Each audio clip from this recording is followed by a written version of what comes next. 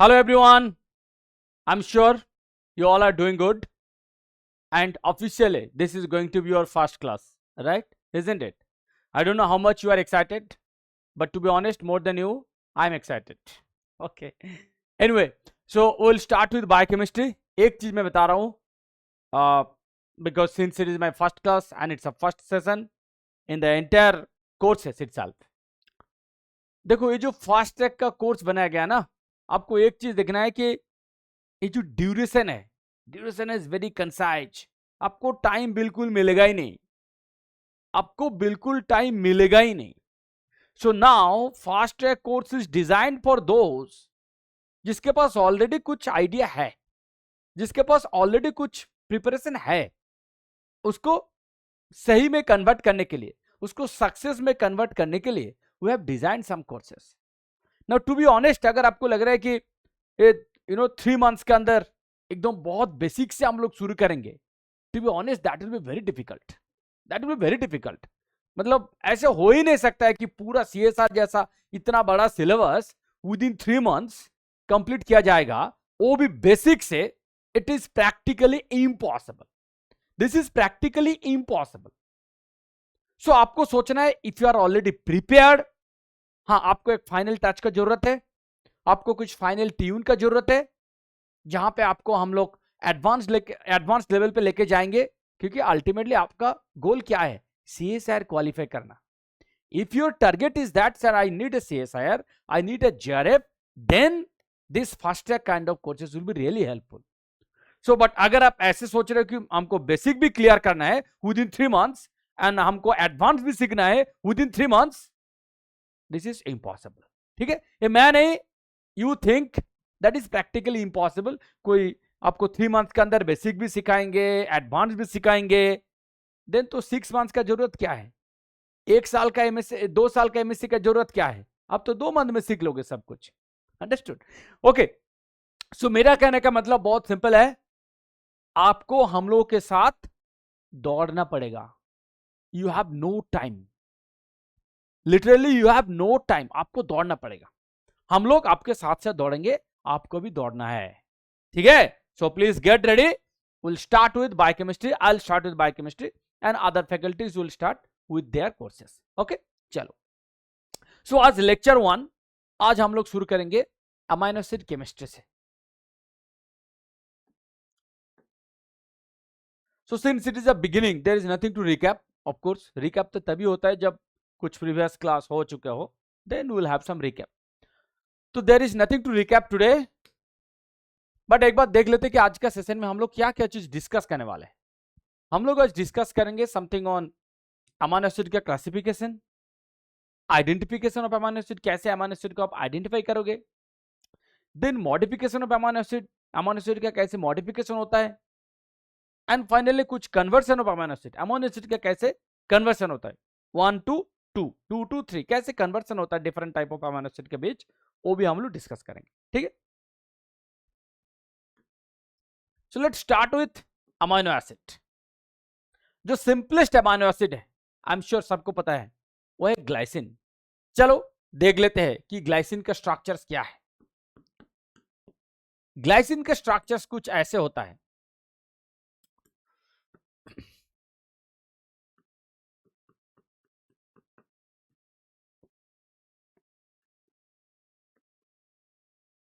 ये जो ग्लाइसिन का स्ट्रक्चर्स है, ये जो ग्लाइसिन के स्ट्रक्चर्स है, सेम स्ट्रक्चर्स मैं ड्रॉ करूंगा for any normal amino acid का. एनी नॉर्मल अमाइनो एसिड मतलब जो एक बेसिक स्ट्रक्चर्स होता है, जो एक कॉमन स्ट्रक्चर्स होता है अमाइनो एसिड का, उसका स्ट्रक्चर मैं ड्रॉ करके दिखा रहा हूं. देखो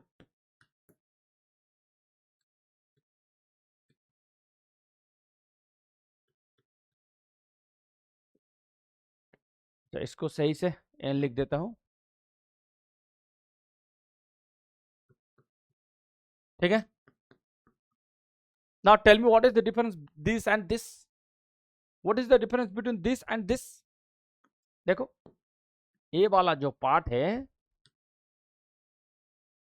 this is common, right? This is common part. So ये वाला जो पार्ट है, this is common part to any amino acid.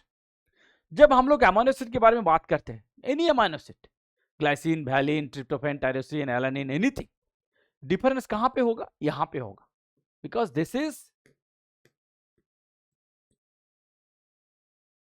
Is your variable group, this is amino acid का वेरिएबल ग्रुप। इसी का बेसिस पे अमीनो एसिड का difference निकलता है, चाहे कोई भी अमीनो एसिड हो। बट ये जो कॉमन वाला पार्ट है, दिस कॉमन वाला part will be actually common to all the amino acids, चाहे वो टायरोसिन हो, ट्रिप्टोफैन हो, एलानिन हो, लाइसिन हो, आर्जिनिन हो, anything, this part will remain common to all the amino acid. ठीक है, नाउ ये जो अमीनो एसिड है, मैं ग्लाइसिन बोल रहा था, ग्लाइसिन का केस में ये जो आर ग्रुप है, this is only hydrogen, this is only hydrogen, इसीलिए दिस इज ग्लाइसिन, इसलिए दिस इज ग्लाइसिन। यही H अगर मैं CH3 लिख दो, methyl group, if I write CH3, then this whole structure will become alanine. Okay, so like that, आप ये जो R ग्रुप है, R ग्रुप को जितना चेंज करोगे आपको डिफरेंट डिफरेंट अमीनो एसिड दिखेगा, एंड बाकी ये जो ए वाला जो पार्ट है, this will be common irrespective of any amino acid. ठीक है ना, यहाँ पे और भी बहुत सारे चीज हम लोग को देखना है, वो है नोमेनक्लेचर। जैसे केमिस्ट्री में हम लोग किसी मॉलिक्यूल का नोमेनक्लेचर करते हैं। नोमेनक्लेचर का मतलब क्या है? Carbon number counting. तो let us start the carbon number counting, let us start counting carbon numbers. If you start counting from this side, of course this side से शुरू होगा क्योंकि कार्बन इसी साइड से आ रहे हैं, राइट? 1 2, इधर तो और कार्बन नहीं है, इधर नहीं जाएगा। अगर इधर आर ग्रुप में कुछ कार्बन है, अगर आर ग्रुप में कार्बन है, मान लीजिए कि H है आर ग्रुप में, तब कार्बन नहीं होगा। अगर आर ग्रुप में मिथाइल ग्रुप है, then 1 carbon will be there. समझ रहे हो ना मैं जो बोल रहा हूं? सो जो कार्बन नंबर का काउंटिंग होगा, ये शुरू होगा इधर से एंड जाएगा इधर से। ठीक है, बट ये दो तो एटलीस्ट होगा ही ना, ये कार्बोक्सिल ग्रुप एंड ये जो कार्बन है, ये दो तो होगा ही किसी भी अमीनो एसिड में। अब आर ग्रुप में कार्बन हो भी सकते हैं, नहीं भी हो सकते, एंड मेजोरिटी केसेस में होगा डेफिनेटली, एक्सेप्ट ग्लाइसिन जिसमें यहाँ पे कार्बन नहीं होता है, यहाँ पे ओनली हाइड्रोजन है। एक्सेप्ट ग्लाइसिन, आर किसी अमीनो एसिड में होगा साइड चेन में, राइट? कार्बन तो डेफिनेटली होगा। So in that case, that will be 3, 4, 5, 6 like that it will go, right? Okay. So जब कार्बन नंबर का काउंटिंग होता है, कार्बोक्सिल ग्रुप का जो कार्बन है उसका पोजीशन है 1, एंड ये वाला जो कार्बन है इसका पोजीशन है 2। ठीक है, अच्छा, इसका और एक दूसरा लेवल ऑफ काउंटिंग होता है कार्बन का, जिसको बोलते हैं alpha carbon, beta carbon, gamma carbon, like that. ठीक है, अब एक बात बताओ, अल्फा कार्बन किसको बोलते हैं? Alpha carbon is the first carbon जो कि फंक्शनल ग्रुप के साथ अटैच्ड है। फंक्शनल ग्रुप कुछ होगा, functional group itself could be carboxyl group, it could B aldehyde group, anything. उसमें जो कार्बन है उसको नहीं कंसीडर करना चाहिए, because that itself is a part of your functional group. Alpha carbon का सिंपल डेफिनेशन क्या है? फर्स्ट कार्बन जो फंक्शनल ग्रुप के साथ अटैच्ड है। तो यहां पे फंक्शनल ग्रुप कौन है? This is your functional group, right? This is your functional group, right? तो इसके साथ कौन सा कार्बन अटैच्ड है? First carbon. फर्स्ट कार्बन जो फंक्शनल ग्रुप के साथ अटैच्ड है वो है दिस C2। तो ये जो C2 है, this is actually the first carbon which is linked to the functional group. तो इसका पोजीशन क्या होगा? अल्फा। इसका पोजीशन होगा अल्फा कार्बन, गॉट इट? इसका पोजीशन होगा alpha carbon. Now look at this, ये जो अल्फा कार्बन है इसके साथ this amino group is attached, इसके साथ एक कार्बोक्सिल ग्रुप भी अटैच्ड है, इसीलिए हम लोग क्या बोलते हैं? Alpha amino group and alpha carboxyl group. Understood? इसीलिए इसका नोमेनक्लेचर ऐसे होता है, alpha carboxyl group and alpha amino group. मतलब ये जो अमाइनो ग्रुप है, ये जो कार्बोक्सिल ग्रुप है, these are directly linked to alpha carbon. And always remember, ये जो अल्फा कार्बन है इसका पोजीशन क्या होगा? C2। Remember, C2 is the position of alpha carbon. ठीक है, fine, this is the basic of any amino acid structures. अब आपको मैं लेके चल रहा हूं, देखो जो मैंने आपको बोल रहा था, alpha, beta, gamma, delta, epsilon. देखो ये था ओ वाला कार्बन जिसका पोजीशन है C2 and definitely alpha. Alpha carbon मतलब उसका पोजीशन क्या होगा? C2। मैंने आपको दिखाया प्रीवियस स्लाइड में। अब इसके साथ ये जो R ग्रुप है, ये वाला बेसिकली क्या है? What is this? This is your R group, this is your R group, right? अब R ग्रुप में अल्फा के साथ जो कनेक्टेड है क्या होगा? बीटा। बीटा के साथ जो कनेक्टेड है क्या होगा? गामा। उसके साथ जो कनेक्टेड है क्या होगा? डेल्टा। डेल्टा के साथ जो कनेक्टेड है वो क्या होगा, एप्सिलॉन। तो this is the way how it is done, this is the way how it is counted. इसका ऐसे ही होता है, alpha beta gamma delta epsilon ऐसे ही जाता है, राइट। तो ऐसे ही है वो, ठीक है। ये किसका स्ट्रक्चर है, ये लाइसिन का स्ट्रक्चर है। नेक्स्ट हम लोग कुछ और देखेंगे। देखो, L form and D form of amino acid किसको बोलते हैं, L form and D form of amino acid. देखो एक चीज मैं आपको बता रहा हूं, जब हम लोग कार्बोहाइड्रेट के बारे में बात करते हैं, रिमेंबर जब हम लोग कार्बोहाइड्रेट के बारे में बात करते हैं, कार्बोहाइड्रेट के केस में D form of sugar is more prevalent in nature, ठीक है। नेचर में D form of sugar is more prevalent, is more predominant. Similarly अगर हम लोग अमीनो एसिड के बारे में बात करते हैं, L form of amino acid is more predominant in nature, ठीक है। Even though both are there, I mean both exist, L form भी है डी फॉर्म भी है, but nature has chosen, nature has selected D form of sugar and L form of amino acid, ठीक है। Now चलो देखते हैं कि ये जो एल डी फॉर्म है इसको हम लोग सेपरेट कैसे करेंगे, कैसे डिफरेंशिएट करेंगे, on the basis of what, on the basis of what. पहले चलो कार्बोहाइड्रेट के बारे में बात करते हैं। ये जो कार्बोहाइड्रेट है यहाँ पे D glucose and L glucose का स्ट्रक्चर ड्रॉ किया हुआ है, ठीक है। ऑन व्हाट बेसिस हम लोग बोल रहे हैं कि डी ग्लूकोज एल ग्लूकोज, इसका एक सिंपल सा फॉर्मूला है। सिंपल का फॉर्मूला ये है, ये जो ग्लूकोज का स्ट्रक्चर्स है, पहले देखो इस ग्लूकोज का स्ट्रक्चर्स में कितना कायरल कार्बन है। अच्छा, कायरल कार्बन किसको बोलते हैं, कार्बन का वैलेंसी क्या है 4, 4 कार्बन का वैलेंसी है 4। तो कार्बन जब सैचुरेटेड होगा, first of all if the carbon is unsaturated, तब ये एसिमेट्रिक वाला जो कंसेप्ट है, जो कायरल वाला कंसेप्ट है, this will not be applicable, ठीक है। तो एप्लीकेबल तभी होगा अगर कार्बन ऐसे है, अंडरस्टूड। अगर कार्बन ऐसे है then this is not applicable, मतलब इस कार्बन के लिए एसिमेट्रिक वाला जो कंसेप्ट है, जो कायरल वाला कंसेप्ट है, that is not applicable to this, but this is applicable to this, understood, because this is saturated, this is unsaturated, right. So यहां पे भी this is all saturated, saturated, इसलिए यहां पे आपको वो जो कायरल वाला जो कंसेप्ट है वो एप्लीकेबल होगा यहाँ पे, ठीक है। अब चलो कायरल का मतलब क्या है, first carbon should be completely saturated. तो यहाँ पे जो 4 एलिमेंट होगा, ये ऑल 4 एलिमेंट्स आर डिफरेंट। अगर चारों के चारों एलिमेंट डिफरेंट है then it is chiral, then it is chiral.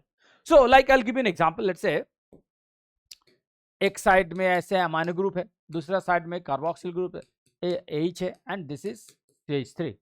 अगर ऐसे हुआ देन ये जो कार्बन है this is consider to be chiral carbon. क्यों, क्योंकि ये जो कार्बन है this is link to 4 different group, amino group, carboxyl group, methyl group, hydrogen, all 4 different group, understood. Similarly अगर ग्लूकोज का जो स्ट्रक्चर है इसको अगर देखोगे, यू विल सी ग्लूकोज का स्ट्रक्चर्स में यहाँ पे एक कायरल कार्बन है, यहाँ पे एक कायरल कार्बन है, यहाँ पे एक कायरल कार्बन है, यहाँ पे एक कायरल कार्बन है। ग्लूकोज में कार्बन कितना होता है 6 कार्बन, बट इसका जो फर्स्ट कार्बन है this is present in aldehyde group, aldehyde form, and जो लास्ट कार्बन है this is present in CH2OH। CH2 का मतलब क्या है, इधर H इधर H, तो दोनों सेम हो जा रहे हैं ना, दो ग्रुप सेम हो रहे। सो ग्लूकोज का जो फर्स्ट एंड सिक्स्थ है these are not chiral, remember glucose का first and sixth are not chiral, but second to fifth कितना है 4, 1 2 3 4, ये जो बाकी 4 है these are chiral. Now as a definition ऐसे होता है कि if you look through the functional group of the glucose, glucose का फंक्शनल ग्रुप कौन सा है एल्डिहाइड ग्रुप। अगर आप एल्डिहाइड ग्रुप से देखोगे till the farthest chiral carbon, farthest means सबसे लास्ट वाला जो कायरल कार्बन है, तो कौन सा सबसे लास्ट वाला कायरल कार्बन है C5 वाला, C5, राइट। तो C5 का जो कायरल कार्बन है that is the last chiral carbon और the farthest chiral carbon. Farthest means कहां से farthest, from functional group. So from functional group this is the farthest chiral carbon. यहां पे जो हाइड्रोक्सिल ग्रुप है इसका पोजीशन देखो, इसका पोजीशन राइट साइड में है या लेफ्ट साइड में है। इसका पोजीशन अगर राइट साइड में है इट इज डी ग्लूकोज, इसका पोजीशन अगर लेफ्ट साइड में है it will B L glucose, understood. So definition wise it is very simple, आपको देखना है from functional group. Functional group से देखो, कहां तक देखोगे till the farthest chiral carbon.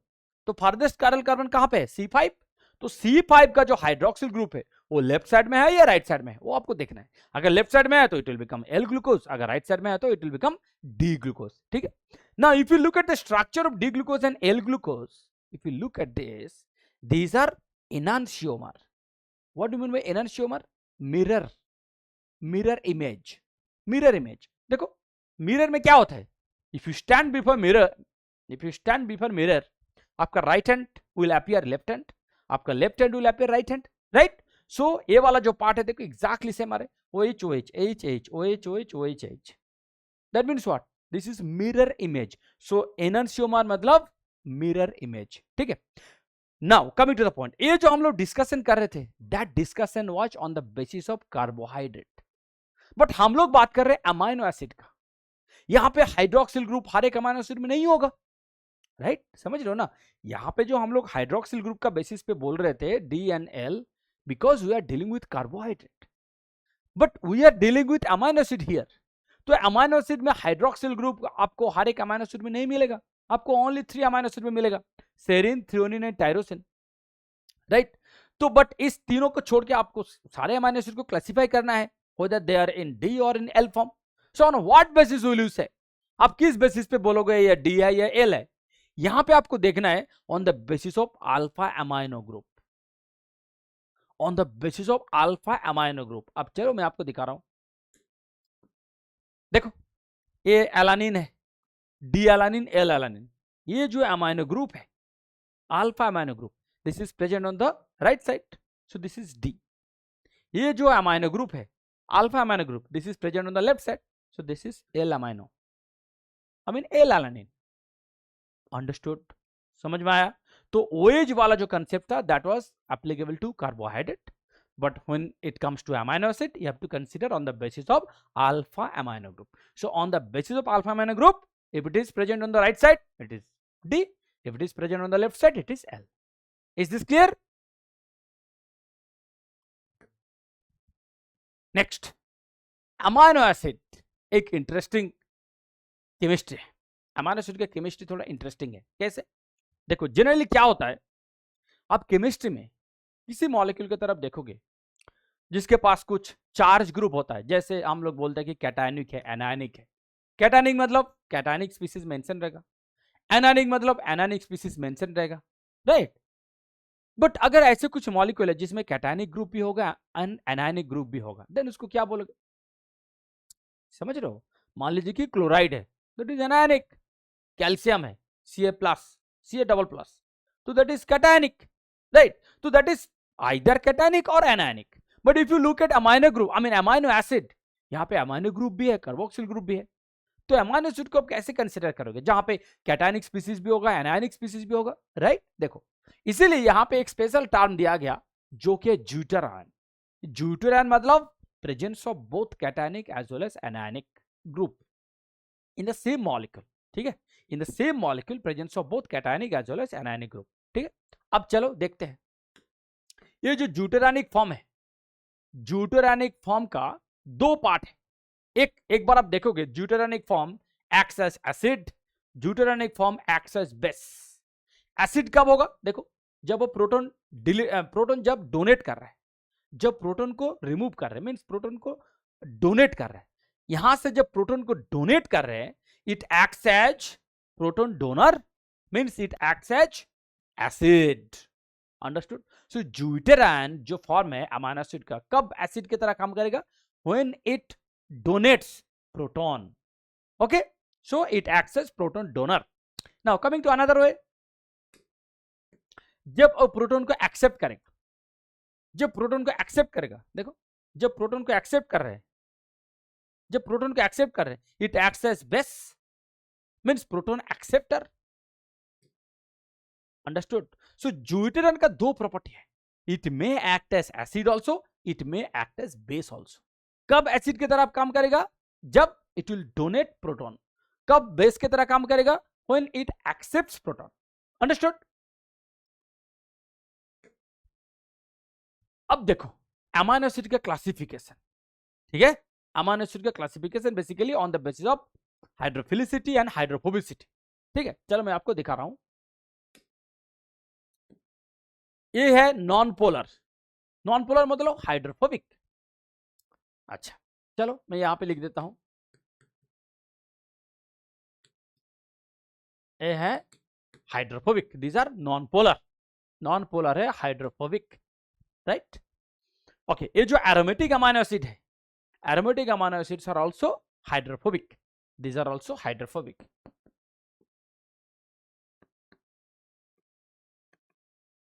This is also hydrophobic, ठीक है।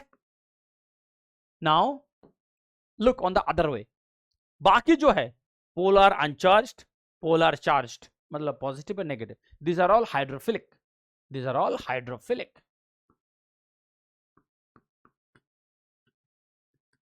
This is also hydrophilic, this is also hydrophilic, this is also hydrophilic, ठीक है। ये तीनों ही हाइड्रोफिलिक है। अब ये जो तीनों हाइड्रोफिलिक है, तीनों का 3 डिफरेंट कैरेक्टर है। ये क्या है? Uncharged, these two are charged, these two are charged। Charge मतलब या तो पॉजिटिवली चार्ज या तो negatively charge.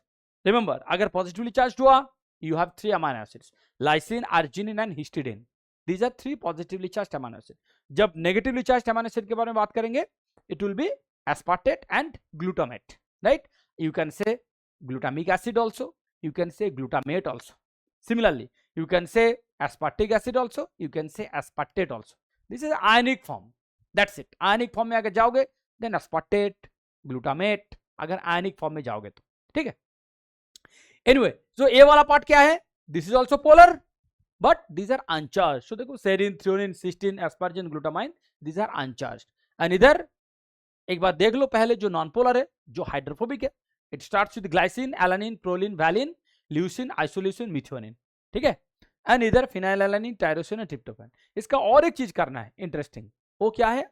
Single letter code. वो यहाँ पे मेंशन नहीं है, मैं लिख के दे रहा हूं। So please remember, single letter code आपको याद रखना ही पड़ेगा। There is no other way, क्योंकि सिंगल लेटर कोड से बहुत टाइप ऑफ क्वेश्चन जनरेट होता है। 2 मार्क का भी होता है, 4 मार्क्स का भी होता है, ठीक है। बहुत सिंपल है, देखो मैं अभी लिख रहा हूं, you can easily go ahead with me. Glycine का क्या है? जी। एलानिन का क्या है? ए। प्रोलिन का क्या है? पी। वैलिन का क्या है? V. Leucine L, isoleucine I, methionine M, ठीक है। Phenylalanine F, tyrosine Y, tryptophan W, ठीक है, डब्ल्यू। नेक्स्ट आप पोलर इधर देखो, लाइसिन के, आर्जिनिन आर, हिस्टिडिन एच, ठीक है। एस्पार्टेट डी, ग्लूटामेट ई हुआ। अब इधर serine S, threonine T, cysteine C, asparagine N, glutamine Q, ठीक है। सो आपका यहां पे थोड़ा प्रॉब्लम हो सकता है, एस्पार्जिन एन होगा, ग्लूटामिन क्यू होगा। एंड यहां पे थोड़ा प्रॉब्लम हो सकता है कि एस्पार्टेट डी होगा, ग्लूटामेट ई होगा। बाकी सब तो कुछ नहीं है, ओनली उसका नाम के साथ ही है, जो फर्स्ट लेटर है नाम का वही होगा, ठीक है। बहुत सिंपल है, बट जो सिंगल लेटर है इसको याद रखना ही है एट एनी कॉस्ट, ठीक है। No excuse, nothing. मैं आपको ये नहीं बोल रहा हूं कि स्ट्रक्चर याद करो, no, you no need to recall the structures, you no need to remember the structures, but आपको ये वाला याद रखना चाहिए कि कौन सा ग्रुप के अंडर पे कौन से अमीनो एसिड आ रहे हैं। लाइक ये जो अमीनो एसिड्स है, these are all coming under hydrophobic category। ये जो 3 अमीनो एसिड है, they are all coming under aromatic category। यहाँ पे जो अमीनो एसिड्स है, they are all coming under polar uncharged। this you have to recall, this you have to remember, ठीक है। I'm not expecting that you will be remembering or you will be recalling all the structures, it's not required। Structures याद रखने का जरूरत नहीं है। जो basic minimum requirement है वो है आर ग्रुप में कौन सा ग्रुप है।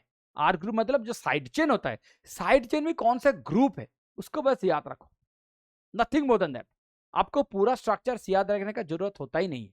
No one will ask you any questions on this, ठीक है। आपको ओनली आर ग्रुप में देखना है। जैसे मैं आपको कुछ एग्जांपल दे रहा हूं, देखो मैंने आपको बोल रहा था कि हाइड्रोक्सिल ग्रुप कहां पे होता है।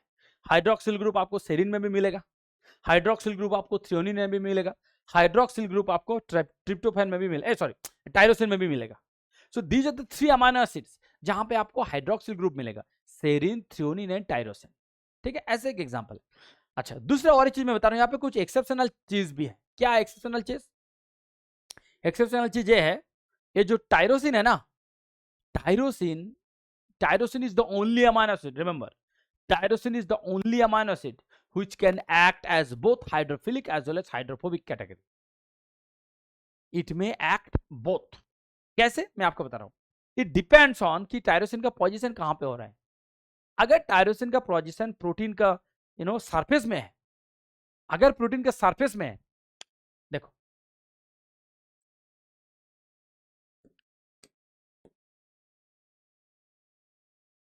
ठीक है, मान लीजिए यहां पे एक टायरोसिन है और यहां पे एक टायरोसिन है. ये वाला जो टायरोसिन है एंड ये वाला जो टायरोसिन है, this is core, this is surface. Understood? This is core, this is, ये क्या है? कोर. ये क्या है? सरफेस. ठीक है. नाउ जो टायरोसिन सरफेस में है, this is likely to be hydrophilic.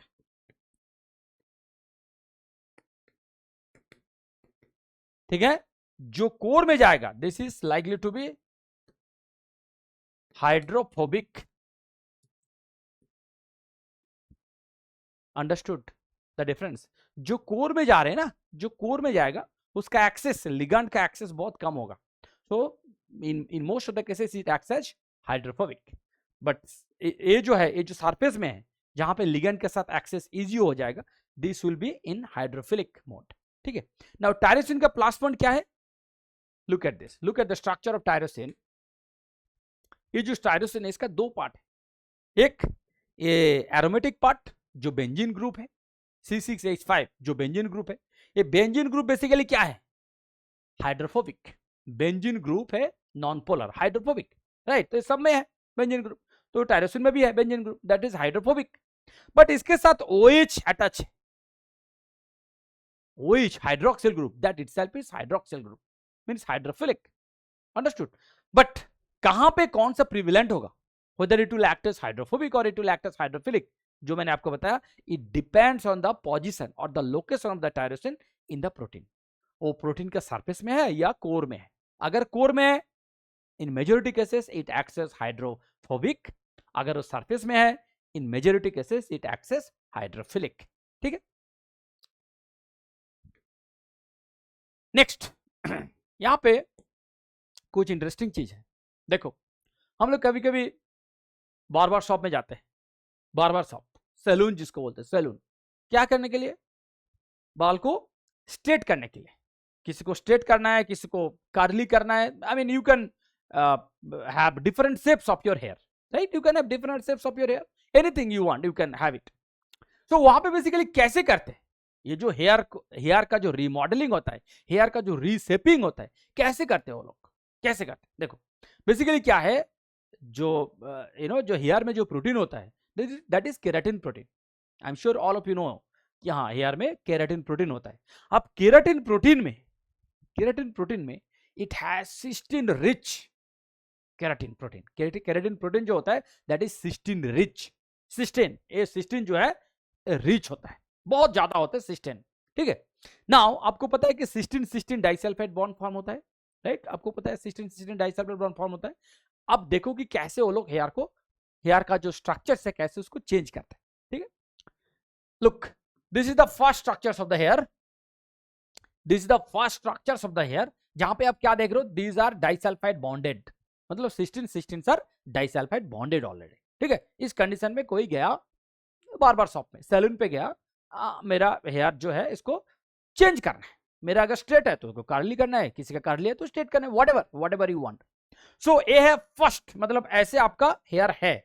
इस कंडीशन में जब आप गए हो, तब क्या करेंगे? पहले इसका शेप चेंज करने से पहले क्या करते हैं, ये जो डाइसल्फाइड बॉन्ड है ना, इसको ब्रेक करते हैं. कैसे करेंगे ब्रेक? देखो, रिड्यूस करेंगे, कुछ रिड्यूसिंग एजेंट डालेंगे वो लोग, कुछ रिड्यूसिंग एजेंट डालेंगे. रिड्यूसिंग एजेंट डाल के इसका जो डाइसल्फाइड बॉन्ड जो लिंक था, डाइसल्फाइड बॉन्ड को ब्रेक करना है. डाइसल्फाइड बॉन्ड को ब्रेक क्यों करना है? अगर डाइसल्फाइड बॉन्ड ब्रेक नहीं किया, इसका स्ट्रक्चर आप चेंज नहीं कर सकते हो. सिंपल फंडा. ये जो स्ट्रक्चर्स है, इस स्ट्रक्चर्स को आपको दूसरे स्ट्रक्चर्स में कन्वर्ट करना है, राइट? दूसरा स्ट्रक्चर में तभी कन्वर्ट होगा if you break the disulphide bond. If you do not break the disulfide bond, you cannot bring any changes. You cannot make any further changes on the hair. You have to break the disulfide bond. So disulfide bond को break करने के लिए you have to add some reducing agent जो कि disulfide bond को break करने में help करेगा, right? तो जैसे ही आप disulfide bond को break कर दिया, then आप इसका shape change करो. ये shape था, यहां से ऐसे shape change करो. आप curly बनाओ, straight बनाओ, जो भी whatever, जो भी आपको चाहिए करो, change करो. चेंज करने के बाद देखो यहां पे लिखा है curly for an example. Change करने के बाद जो मोस्ट चैलेंज होता है, चेंज तो वहां पे कर दिया आपके सामने, उस चेंज को रिटेन भी करना है. मतलब ऐसे तो नहीं होना चाहिए ना कि आज चेंज कर दिया आपके सामने, आज घर आ गए आप, कल सुबह देखा कि अरे फिर वापस आ गया, मतलब जो पहले था वो आ गया फिर वापस. दैट मीन्स जो चेंज किया था वो चेंज स्टे नहीं हुआ, वो चेंज रिटेन नहीं हो पाया. अगर चेंज रिटर्न नहीं हुआ तो क्या करोगे? फिर जाओगे ना उसके पास कि मैंने पैसा दिया था आपको चेंज करने के लिए, तो चेंज हुआ नहीं, फिर वापस आ गया, मेरे पैसे वापस करो. अब बोलोगे कि नहीं? सिंपल. सो बेसिकली आपका एक्सपेक्टेशन क्या है? दुकानदार आपको क्या बोलेंगे? अच्छा, जो मैंने चेंज करके दे रहा हूं, it will stay for at least 3 months, it will stay for at least 6 months, and based on that आपका जो चार्जेस है, जो पैसा भी है, that will also very. That will also very. क्या अगर कोई आपको इतना गारंटी दे रहा है कि हाँ जो मैं चेंज कर रहा हूं that this will stay for 6 months, तो उतना ही चार्जेस होगा ज्यादा. अगर कोई आपको 1 month का गारंटी दे रहा है तो उसका चार्जेस कम होगा, राइट? सो जो चैलेंज होता है, ये जो चेंजेस किया, इसी चेंज कंडीशन में उसको स्टे भी रखना है, उसको रिटेन भी करना है. वो रिटेन तभी हो पाएगा अगर डाइसल्फाइड बॉन्ड को फिर आप वापस लाया तो. मतलब आपको जब चेंज कर दिया उसी स्टेज में फिर उसको ऑक्सीडाइज करना है. जो आप ब्रेक किए थे उसको फिर वापस जोड़ना है. जोड़ दिया मतलब उसी कंडीशन में वो रह जाएगा, उसी शेप में वो रह जाएगा. This is the most challenging part. ये ऑक्सीडेशन वाला पार्ट है, जो जोड़ने वाला पार्ट. डाइसल्फाइड बॉन्ड जो ब्रेक किया था, क्योंकि आपका शेप डिफरेंट करने के लिए, हेयर का शेप डिफरेंट करने के लिए, हेयर का शेप डिफरेंट करने के बाद उसी स्टेज में उसको रखना है. रखने के लिए डाइसल्फाइड बॉन्ड जो ब्रेक किए थे उसको फिर वापस जोड़ना है. For that you need to add some oxidising agent. ये वाला स्टेप सबसे क्रूशियल होता है, क्योंकि अगर ऑक्सीडेशन सही से नहीं हो पाया तो बेसिकली जो भी आपको चेंज करके दिया था, सुबह जाके देखोगे, कल सुबह देखोगे फिर वापस आ गया, मतलब वो स्टे हुआ नहीं, वो रिटेन हुआ ही नहीं. ठीक है? सो फिर ऑक्सीडाइज करेंगे, मतलब डाइसल्फाइड बॉन्ड को फिर वापस लाना है. Obviously it will stay back, it will be retained and it will continue. आप जो चेंजेस किए थे, बट ये लाइफ लॉन्ग थोड़ी होता है. I don't think so, life long होगा ही नहीं.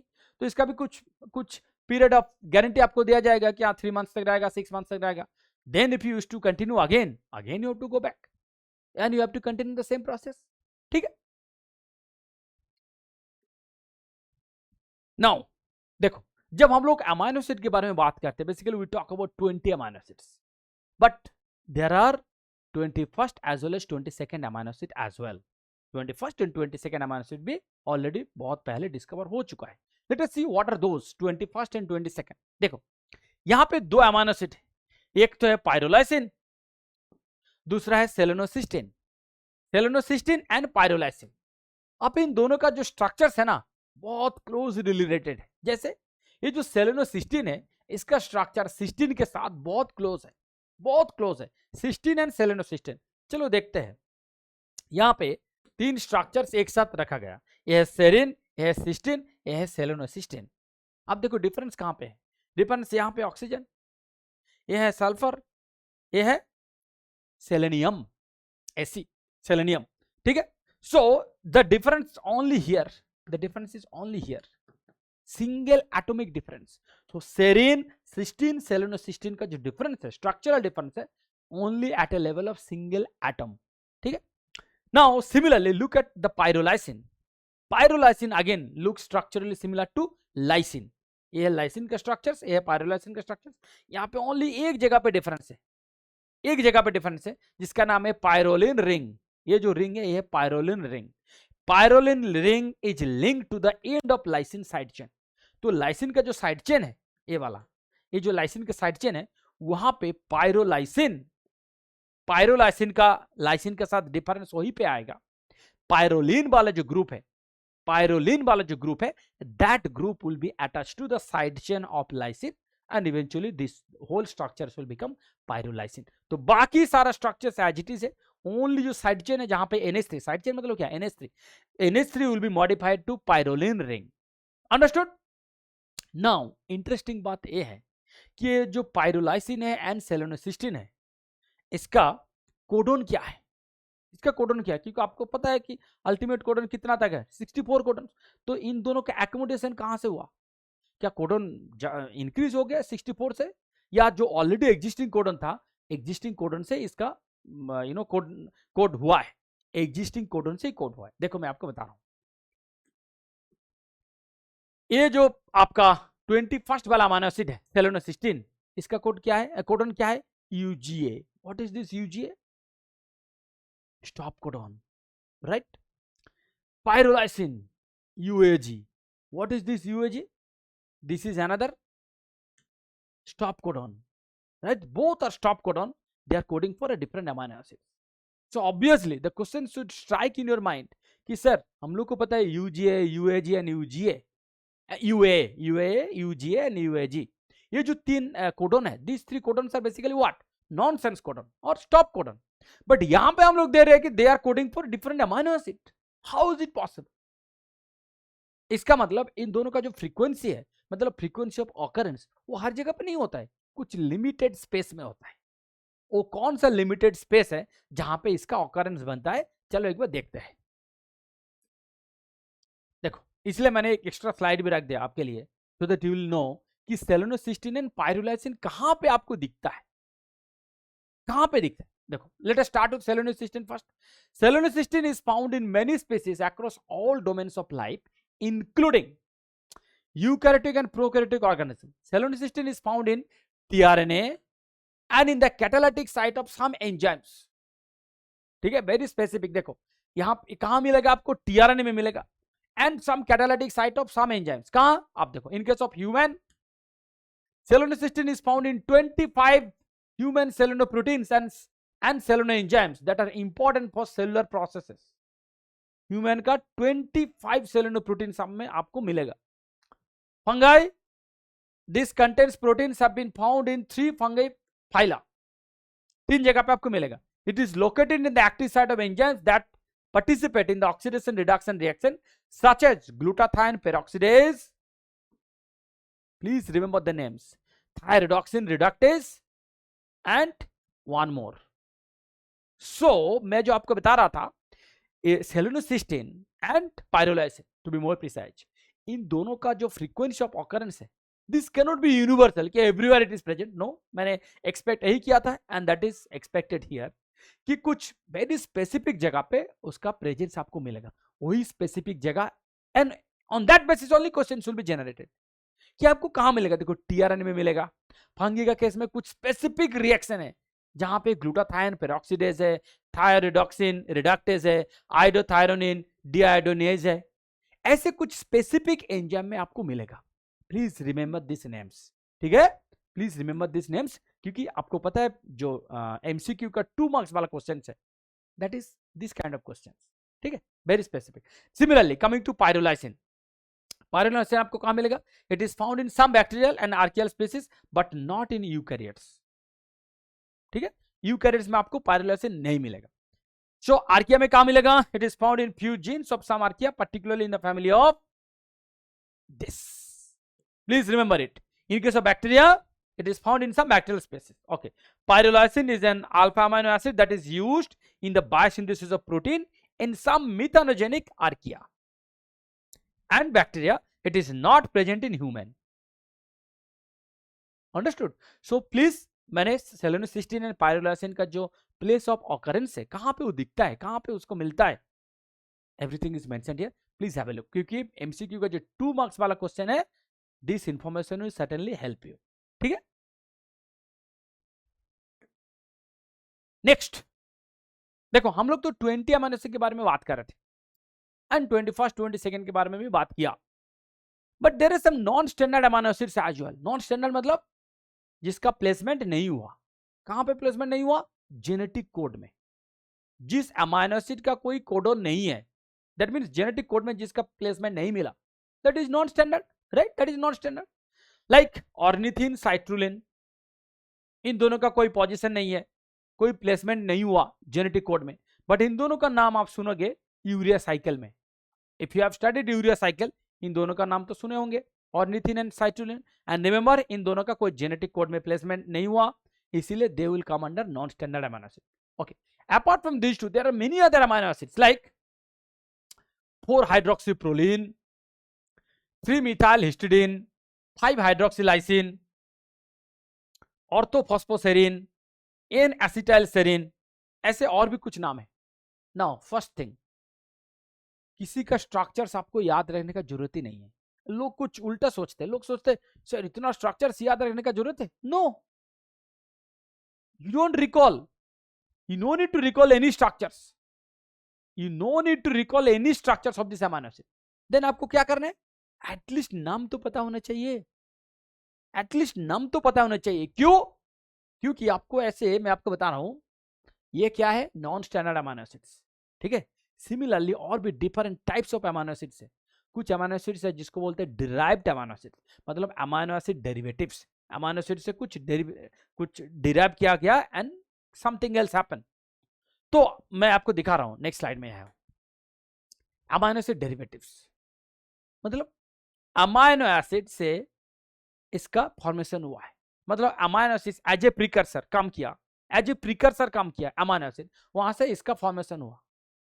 सो like let's say GABA, what is this, histamine, dopamine, what are those, these are neurotransmitter, right? These are neurotransmitters, these are not amino acids, but amino acids से हुआ है, that's why these are amino acid derivatives. So मैं आपको simple example दे रहा हूं, अगर ऐसे कुछ क्वेश्चन दिया, 4 मार्क का मैं क्वेश्चन बता रहा हूं, 2 मार्क का नहीं 4 मार्क, लेफ्ट साइड में दे दिया कुछ अमीनो एसिड्स है, ठीक है, मतलब ऐसे कुछ नाम दे दिया, amino acid derivatives, non standard amino acids, amino acids, ऐसे नाम दे दिया, एंड राइट साइड में ऐसे ऐसे एग्जांपल दे दिया। जो प्रीवियस स्लाइड था, देखो प्रीवियस स्लाइड्स में तो और भी काफी सारे एग्जांपल होगा, 4-hydroxyproline, 5-hydroxylysin, ऐसे ऐसे एग्जांपल दे दिया। आपको कलम मैच करना है, आपको simply you have to match the column. And यहाँ पे और एक इंटरेस्टिंग चीज आएगा, वो है essential and non essential amino acids. देखो, yes, amino acids essential and non essential, तो ये एसेंशियल, ये नॉन एसेंशियल, और ये क्या है, कंडीशनली एसेंशियल। ये सब you have to recall, you have to remember, इसका और कोई ऑप्शन नहीं है, मतलब इसका और समझाने का कोई और तरीका होता ही नहीं है। मैंने आपके सामने रख दिया, आपको याद रखना है। नाउ थिंक, सो एक कलम मैचिंग टाइप क्वेश्चन दिया आपको, लेफ्ट साइड में essential amino acid, non essential amino acid, non standard amino acid derivatives, ऐसे 4 दे दिया। राइट साइड में 4 नाम दे दिया, आपको मैच करना है, कौन सा एसेंशियल है, कौन सा नॉन एसेंशियल है, कौन सा नॉन स्टैंडर्ड है, कौन सा अमीनो एसिड डेरिवेटिव्स है। अंडरस्टूड? Is this clear? तो एक क्वेश्चन आ ही सकता है, ठीक है। So please have a look, कौन सा एसेंशियल है, कौन सा नॉन एसेंशियल। एसेंशियल का मतलब क्या है, सफिशिएंट क्वांटिटी में सिंथेसाइज नहीं हो पाता है, जैसे फैटी एसिड वाला कंसेप्ट है, एसेंशियल फैटी एसिड, सेम चीज, जितना अमाउंट ऑफ चाहिए बॉडी में उतना सफिशिएंट क्वांटिटी में सिंथेसाइज नहीं होता है। So we are totally dependent on diet, external source, ठीक है। Next, this is something interesting, amino acid का आइडेंटिफिकेशन कैसे करोगे, मतलब आपको 2 ट्यूब दिया, एक ट्यूब में अमीनो एसिड है, दूसरा ट्यूब में वाटर है या तो कार्बोहाइड्रेट है, आपको पता कैसे चलेगा कि कौन सा टेस्ट ट्यूब में क्या है। सपोज आपको इंटरव्यू में ऐसा कुछ क्वेश्चन दिया कि 2 ट्यूब में, एक ट्यूब में अमीनो एसिड है या तो प्रोटीन है, दूसरा ट्यूब में ग्लूकोज का सॉल्यूशन है, आपको कैसे पता चलेगा कि कौन सा ट्यूब में क्या है, कैसे पता चलेगा? Through a simple test called ninhydrin test, ठीक है। I am sure many of you have come across this test also, BSc में पढ़े होंगे नीन-हाइड्रिन टेस्ट के बारे में, राइट, आपका प्रैक्टिकल भी था, एंड एमएससी में भी शायद था, बायोकेमिस्ट्री प्रैक्टिकल में, ठीक है। चलो मैं आपको दिखा रहा हूं फिर से एक बार, नीन-हाइड्रिन टेस्ट में बेसिकली क्या होता है। आप ऐसे 2 टेस्ट ट्यूब ले लो, एक में आपका नोन होना चाहिए जिसको हम लोग स्टैंडर्ड बोलते हैं, और कंट्रोल भी बोल सकते हो, पॉजिटिव कंट्रोल, वो है नोन, मतलब हमको पता है कि इसमें प्रोटीन सॉल्यूशन है। अच्छा, यहाँ पे एक इंटरेस्टिंग पॉइंट मैं बता रहा हूँ, किसी भी आप टेस्ट देखोगे, देखो बेसिकली टेस्ट दो टाइप होता है, एक है क्वालिटेटिव, दूसरा है क्वांटिटेटिव। क्वालिटेटिव मतलब ओनली प्रेजेंस और एब्सेंस हमको पता करना है कि नहीं, यस और नो, किसी भी चीज, किसी पैथोजन का टेस्ट कर रहे हो, यहाँ वो बैक्टीरिया है कि नहीं, यस और नो, ठीक है, दैट इज क्वालिटेटिव। क्वांटिटेटिव मतलब अगर है तो कितना अमाउंट में है, उसका कंसेंट्रेशन कितना है, उसका नंबर कितना है, उसका काउंट कितना है, understood, that is quantitative. Now जब हम लोग क्वालिटेटिव का टेस्ट करते हैं, ऑलवेज रिमेंबर, जब हम लोग क्वालिटेटिव का टेस्ट करते हैं, बेसिकली आपका फाइनल कंक्लूजन क्या होता है, या तो होगा या तो नहीं होगा, मतलब या तो प्रोटीन है या तो नहीं है, या तो कार्बोहाइड्रेट है या तो नहीं है, या तो पैथोजन है या तो नहीं है, that is your conclusion, yes और नो, इसका अलावा और कोई नहीं होता है option, there should not be any third category. आप जब अल्टीमेटली लिखोगे इन कंक्लूजन, आप किसी सॉल्यूशन को टेस्ट किया, what will be your final conclusion, या तो लिखोगे पॉजिटिव फॉर प्रोटीन और लिखोगे negative for protein. Can you right anything third thing, what could be the third thing, कि नॉट आइडेंटिफाइड या कुड नॉट आइडेंटिफाई एनीथिंग, ऐसे कुछ लिख सकते हो? नो, आपको लिखना है या तो इसमें प्रोटीन है या तो नहीं है, यही दो चीज आप लिख सकते हो। Now think very scientifically and logical, because you all are in MSc. आप जब किसी सॉल्यूशन का ऊपर कुछ टेस्ट कर रहे हो, क्वालिटेटिव टेस्ट कर रहे हो, इसमें पैथोजन है कि नहीं, इसमें प्रोटीन है कि नहीं, इसमें कार्बोहाइड्रेट है कि नहीं, इसमें यूरिया है कि नहीं, whatever you are doing, आप कैसे बोलोगे, आप कैसे बोल रहे हो कि है कि नहीं? आप कोई रिएजेंट यूज करके कर रहे हो, आप कुछ टेस्ट करके कर रहे हो, right, you are using some chemicals, you are using some reagents, right, definitely आप कुछ रिएक्शन कर रहे हो, रिएक्शन में जो भी होगा based on that reaction you are making a conclusion, क्या इसमें प्रोटीन है कि नहीं, right. Now be very logical and scientific. देखो, आपको एक सैंपल मिला, थिंक, आपको एक सैंपल दिया गया, आपको बोलना है कि इसमें प्रोटीन है कि नहीं बताओ, बट इसमें आप क्या कर रहे हो, इसमें आप कुछ केमिकल ऐड कर रहे हो, you are adding some chemical, you are adding some reagent, right. अब द क्वेश्चन इज, ये जो केमिकल आप ऐड कर रहे हो, एक केमिकल एक्सपायर हो गया कि नहीं, इसका गारंटी कौन देगा आपको? आप नहीं समझ रहे हो ना, बात बहुत सिंपल एंड बहुत सेंसिटिव है। आपको एक टेस्ट ट्यूब दिया गया, ठीक है, बोला जा रहा है कि बताओ कि इसमें प्रोटीन है कि नहीं, आप क्या कर रहे हो, कुछ केमिकल ऐड कर रहे हो, you are adding some chemical, absolutely fine, but my question is very simple, ये जो केमिकल आप ऐड कर रहे हो, इस केमिकल का मैन्युफैक्चर कब हुआ था, इसका एक्सपायरी डेट कब मेंशन है, आपने टेस्ट किया है कि नहीं? आप बोलेगा हाँ सर मैंने तो टेस्ट किया, दिखाना पड़ेगा आपको, आपको दिखाना पड़ेगा कि आपका, आप जो केमिकल यूज कर रहे हो, आपका केमिकल सही है, you have to prove it. देखो, आपका ये जो टेस्ट सॉल्यूशन है, टेस्ट सॉल्यूशन में प्रोटीन हो भी सकते, नहीं भी हो सकते, दैट इज इमेटेरियल, छोड़ो, that is immaterial, but the question is, आप जिस मॉलिक्यूल का बेस पे आप बोल रहे हो, on the basis of some molecule, on the basis of some reagent, ये जो रिएजेंट आप यूज कर रहे हो, ये रिएजेंट कितना सही है, इसका गारंटी कौन देगा, इसका वैलिडिटी कौन देगा, इसका वैलिडिटी कौन देगा? आप बोल रहे हो सर जो केमिकल में यूज कर रहे हो इसका वैलिडिटी मतलब, yes, this is science, this is science. मैं आपको कुछ बता रहा हूं, लिसन वेरी केयरफुल।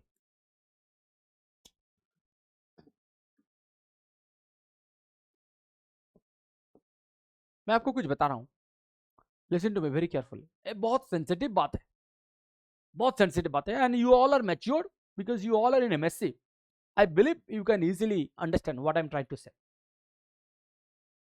देखो, लोग का कुछ ऐसे मानते हैं कि यूएस में जाएंगे तो ज्यादा सीखेंगे, हाँ वहां पे साइंस ज्यादा होता है, जर्मनी में जाएंगे तो ज्यादा साइंस करेंगे, कनाडा में जाएंगे तो ज्यादा साइंस करेंगे, ऐसे लोग बोलते हैं ना, मतलब मैं नहीं बोल रहा, दुनिया का लोग बोलते हैं, बट व्हाट टेक्निकली आपको क्या लगता है, टेक्निकली बोलो, मतलब don't talk me anything, don't talk anything superficial. यहाँ यूएस का रिसर्च ज्यादा है, कनाडा का रिसर्च ज्यादा है, इंडिया का रिसर्च उतना अच्छा नहीं है, don't talk superficially, to be honest, आपको टेक्निकली बोलना है। Now come to the technical point, क्या है बेसिकली, इंडियन साइंस का कभी कमी नहीं है. Indian science is also equivalent to US science, there is no problem. आप देखोगे majority Indians are doing science in US only. वही इंडियन यूएस से फिर वापस आ रहे हैं इंडिया में. तो there is no problem in terms of Indian intellectuals or Indian intellects are same everywhere. There is no problem in that. The problem is in a different way, I'll tell you, because I have also spent 6 years in some of the premier institutes, so I know. हमको कुछ पता है, that's why I can share it with you. Problem कहां पे है? Problem क्या है ना, इंडिया लेवल पे हम लोग वैलिडिटी उतना ज्यादा नहीं करते हैं. साइंस का वैलिडेशन बहुत कम करते हैं, टू बी ऑनेस्ट. आप बोलो सर व्हाट इज वैलिडेशन, आप बोलोगे sir what is validation, sir आप क्या बात कर रहे हो, पहली बार सुन रहे हो आपसे. वैलिडेशन क्या है? Yes, I will tell you very sensitively, please listen to me very carefully. ये वैलिडेशन का मतलब क्या है? मान लीजिए आप कुछ रिएक्शन करोगे, आपको 2 ग्राम एग्रोज लेना है, ठीक है. आप क्या करोगे? आपके पास वेइंग बैलेंस होगा, आप जाके मेजर करके लाओगे 2 milligram. Question starts from there onwards. आप ये जो 2 मिलीग्राम मेजर करके लाए हो, व्हाट इज द गारंटी कि इसमें 2 मिलीग्राम एग्रोज है? What is the guarantee? आप बोलोगे सर मैं तो डिजिटल बैलेंस में चेक करके लाया, डिजिटल डिस्प्ले होता है ना, वहां पे तो दिखा रहे कि 2 मिलीग्राम. सर इसमें और क्या वैलिडेशन चाहिए? Yes, this is the problem of Indians. आप देख रहे हो कि मशीन में वहां पे दिखा रहे हैं कि 2 मिलीग्राम, मतलब यू आर कंसिडरिंग हाँ that means it is 2 milligram only. Yes that is true, but validation का मतलब है ये मशीन को कब खरीदा था. ये सब जो मशीन है ना, सेंसिटिव मशीन है, एवरी 3 मंथ्स एवरी 6 मंथ्स इसका कैलिब्रेशन होना चाहिए. मतलब वहां पे जो डिस्प्ले बोर्ड में 2 मिलीग्राम लिखा है, हो सकता है कि वो 2 मिलीग्राम नहीं हो सकता है कि वो 1.9 हो सकता है कि वो 2.1 हो. That's why calibration is required in every 3 months, in every 6 months, जो कि होता ही नहीं है इंडिया में, बहुत रेयर होता है. समझ रहे हो? आप बोलोगे सर डिजिटल में तो दिखा रहे, मैं आपको और कुछ बताऊं, और बता रहा हूं, प्लस सुनते जाओ देन आपको पता चलेगा what is science. PH meter, सबसे बड़ा ब्लंडर तो पीएच मीटर में होता है, सबसे ज्यादा ब्लंडर होता है पीएच मीटर. अब पीएच मीटर चाहे वो डिजिटल हो, चाहे वो आपका जो क्या बोलते हैं इसको, मैनुअल हो, एनीथिंग. आप मैनुअल पीएच मीटर हो, डिजिटल पीएच मीटर हो, एनीथिंग. आप कुछ सॉल्यूशन का पीएच चेक करके लाए हो, मतलब चेक करके लाए, उसको एडजस्ट करके लाए, व्हाटएवर. मान लीजिए कि 6.4 है, क्या गारंटी है that is 6.4? What is the guarantee? अब बोलोगे सर वहां पे तो 6.4 दिखा रहा था. अरे वहां पे दिखा रहा था मतलब वो 6.4 नहीं भी हो सकता है. जब आप पीएच मीटर खरीदते हो ना, आप you can ask your any professor in the college और यूनिवर्सिटी. जब लोग खरीदते हैं, डिब्बा में जब खरीदते हैं, उसी टाइम पे बोला जाता है कि every 3 months pH meter should be calibrated. मतलब वहां पे डिस्प्ले में जो 6.4 लिखा है ना, that doesn't mean that it is 6.4. That could be 6.3 also. This could be 6.6 also. Yes, that is the reality. And to be honest, India पे इतना वैलिडेशन नहीं होता है पीरियडिकली. हाँ होता है, एक बार हो गया, 1 साल बाद, 2 साल बाद एक बार हो गया, किसी का मन किया कि ठीक है चलो एक बार वैलिडेशन करना चाहिए, चलो सारे मशीन का वैलिडेशन करना चाहिए. यू अंडरस्टूड प्रॉब्लम कहां पे होता है? मैं आप कुछ और बताओ आपको, आप शॉक्ड हो जाओगे, मैं बता रहा हूं. ये जो माइक्रो पिपेट पे हम लोग काम करते हैं, आई am sure many of you have worked with micro pipette, right? 10 microlitre उठाया, सपोज आपने 10 माइक्रोलीटर उठाया, किस में ले रहे हो 10 माइक्रोलीटर? 2 ऑप्शन है, या तो जो 10 to 100 वाला है, 10 to 100 वाला जो है उसमें भी 10 ले सकते हो, जहां पे 1 to 10 वाला है उसमें भी ले सकते हो. You can take it anyway, चाहे आप इसमें लो उसमें लो, नो प्रॉब्लम, किसी में भी ले लो. अगेन द सेम प्रॉब्लम, आप 10 माइक्रोलीटर उठाया, क्या गारंटी है इसमें 10 माइक्रोलीटर है? आप बोलोगे सर मैंने तो उसको नॉब को घुमाया, घुमा के ऐसे 10 फिक्स कर दिया। अरे आप फिक्स तो कर दिए हो, बट जितना उठाया, जितना आप लिया, वो अमाउंट 10 माइक्रोलीटर है, उसका गारंटी आपको कौन दे रहा है? What is that guarantee? आप बोलोगे सर इसका तो कुछ गारंटी नहीं होता है, वो तो ऊपर में हम लोग घुमा देते हैं। यस, क्योंकि ये जो माइक्रोपिपेट, इसका फंडा क्या है? आप नॉब को घुमाओ, जितना अमाउंट आपको लेना है ले लो, इमीडिएट इसको रिलैक्स करके रखना चाहिए। बेसिकली क्या है, इट डिपेंड्स ऑन स्प्रिंग, वहां पे एक स्प्रिंग होता है, तो स्प्रिंग को जब आप घुमा रहे हो, घुमाने के बाद स्क्वीज किया, कुछ अमाउंट आप ले लिए हो, then it should be relaxed, मतलब उसको पूरा खोल के रिलैक्स में रखना चाहिए। जो हाईएस्ट उसका पॉइंट है, मान लीजिए कि 10 to 100 माइक्रोलीटर, तो उसको मान लीजिए 10 माइक्रोलीटर आपने ले लिया, इमीडिएटली उसको रिलैक्स करके 100 माइक्रोलीटर में रखो। बट बेसिकली हम लोग क्या करते हैं, 10 माइक्रोलीटर लेके ऐसे ही रख देते पूरा रात भर, फिर सुबह नेक्स्ट डे आके कोई सीनियर ने देखा, लैब का कोई सीनियर ने देखा कि अरे ये तो 10 to 100 था, इसको 10 में कौन छोड़ दिया? कल राहुल ने किया था। राहुल सर अभी तक वो आया नहीं लैब में, ठीक है, राहुल जब आएगा उसका ऊपर डांट पड़ेगा। हाँ भैया गलती हो गया, गलती हो गया, कल मैंने 10 माइक्रोलीटर पे काम किया, इसको रिलैक्स क्यों नहीं किया? भैया मैंने भूल गया रिलैक्स करना। ऐसे ही होता है गलती, और ऐसे गलती 1 दिन 2 दिन होते होते इसका स्प्रिंग लूज हो जाता है। जैसे स्प्रिंग लूज हो जाएगा, तब आपको, आप देख रहे हो कि 10 माइक्रोलीटर ऊपर ऐसे कर दिया, बट अल्टीमेटली जो ले रहे हो that is not 10 anymore, it could be more than 10, it could be less than 10, anything may happen. You understood? So a validation सही से नहीं होता है, to be honest. Now will recall, हाँ सर ऐसे तो कभी देखा नहीं कि लैब में वैलिडेशन हो रहा है। यहीं पे इंडिया बहुत लैग कर जाता है। मतलब देखो बाकी सब सही है, इंटेलेक्ट का कोई कमी नहीं है, Indians are really brilliant, excellent, but जब ये सब वैलिडेशन का बात आते हैं ना, हम लोग टेक इट फॉर ग्रांटेड ले लेते हैं। अरे इसमें तो पीएच मीटर बरसों तक चले आ रहे हैं, 2 साल तक तो सेम पीएच मीटर में सब लोग काम कर रहे हैं। अंडरस्टूड? सेंसिटिव वे में हम लोग काम नहीं करते, मतलब सब कुछ हम लोग टेक इट फॉर ग्रांटेड लेते हैं। इसीलिए जब आप कोई क्वालिटेटिव एक्सपेरिमेंट करोगे, आपको पॉजिटिव कंट्रोल लेना है। पॉजिटिव कंट्रोल आपको लेना है, आपको दिखाना है कि आप जो केमिकल यूज करके कोई रिएक्शन कर रहे हो, जो केमिकल आप ले रहे हो, वो केमिकल सही है कि नहीं, आपको दिखाना है। इसलिए आपको एक पॉजिटिव कंट्रोल लेना है एंड एक टेस्ट सैंपल लेना है।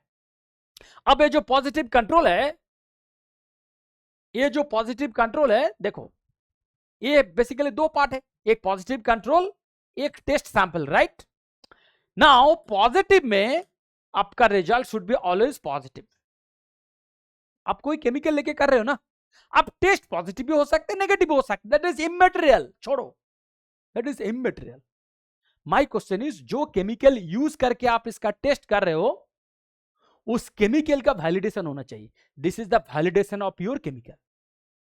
You understood? This is the validation of your chemical. हो सकता है कि आप किसी केमिकल जो कि एक्सपायर हो गया हो 2 मंथ पहले, उसको यूज करके आप टेस्ट करो, डेफिनेटली आपका टेस्ट नेगेटिव आएगा।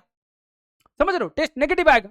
तो मान लीजिए आप टेस्ट नेगेटिव लिख दिया, ये जो आप टेस्ट नेगेटिव लिख दिया, बट आपका पॉजिटिव कंट्रोल वहां पे मिसिंग है, that means you are doing wrong science, you are doing wrong science. You understood? इसीलिए ऑलवेज रिमेंबर, पॉजिटिव कंट्रोल होना चाहिए in each and every experiment, क्योंकि पॉजिटिव कंट्रोल एटलीस्ट आपको ये बताएगा कि जो केमिकल आप यूज कर रहे हो in your reaction, that chemicals are perfect. First you have to validate that, कि जो मैं केमिकल यूज कर रहा हूं वो केमिकल में कोई प्रॉब्लम नहीं है।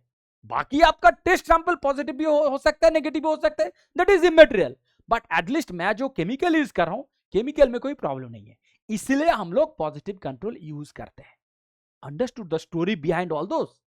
आप साइंस पे जा रहे हो, आप पीएचडी करने जाओगे, you have to think 1 step ahead of others. ठीक है? लॉजिकली आपको सोचना है हर एक चीज, एंड साइंटिफिकली डील करना है। ओके, ठीक है। देखो हम लोग किसका बात कर रहे थे? हम लोग बात कर रहे थे नीन हाइड्रोजन टेस्ट का। ठीक है ना? आपको समझ में आ रहा है कि क्यों हम लोग प्रोटीन सॉल्यूशन लेते हैं? प्रोटीन सॉल्यूशन का मतलब क्या है? Positive control. This is nothing but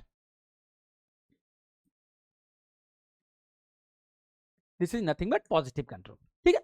next your test sample. Okay, next अब क्या हुआ? नीन हाइड्रिन जो रिएजेंट होता है 2-3 ड्रॉप यहाँ पे भी डाल दो, 2-3 ड्रॉप यहाँ पे भी डाल दो, ठीक है, डाल दिया यहाँ पे दोनों पे डाल दिया। डालने के बाद उसको सिंपली इंक्यूबेटर में रख दो, नॉर्मल रूम टेम्परेचर में रख दो 10 मिनट के लिए, 7-8 मिनट 10 मिनट के लिए रख दो। रखने के बाद आप देखो कलर चेंजेस हो रहा है कि नहीं। देखो ये जो पॉजिटिव कंट्रोल था उसका कलर चेंज हो गया, ये लेफ्ट साइड में था, देखो लेफ्ट साइड में। इसका 3 पॉसिबिलिटीज हो सकता है, इसलिए और दिया है, 3 पॉसिबिलिटीज हो सकता है।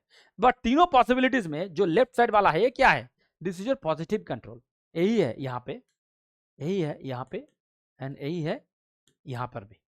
अंडरस्टूड? लेफ्ट साइड वाला जो है। नाउ यहाँ पे क्या है, बेसिकली ये जो कलर था कलर चेंज हो गया, इस कलर में कन्वर्ट हुआ, एक पर्पल कलर में कन्वर्ट हुआ। तो अगर पर्पल कलर में कन्वर्ट किसका हो रहा है, पॉजिटिव कंट्रोल का, पॉजिटिव कंट्रोल का पर्पल कलर में कन्वर्ट हुआ, that means that shows that confirms the presence of protein. जो पॉजिटिव कंट्रोल, क्योंकि वो तो पता ही है ना कि उसमें प्रोटीन है।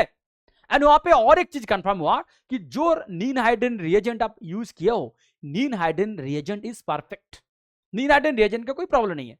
Now coming to test sample जो कि राइट साइड में है, राइट साइड में आपका टेस्ट सैंपल है, this is your test sample, right. So ए यहां पर भी है, ए यहां पर भी है, एंड ए यहां पर भी है। अंडरस्टूड? 3 अलग अलग कंडीशन पे दिया है। तो फर्स्ट टेस्ट सैंपल में भी अगर पर्पल कलर हुआ, that means test is positive, उसमें भी प्रोटीन है। Got it? नाउ नेक्स्ट, मान लीजिए टेस्ट सैंपल में जो कलर पहले से था same colour as it is है, दैट मींस इसमें प्रोटीन नहीं है, protein is absent. Got it?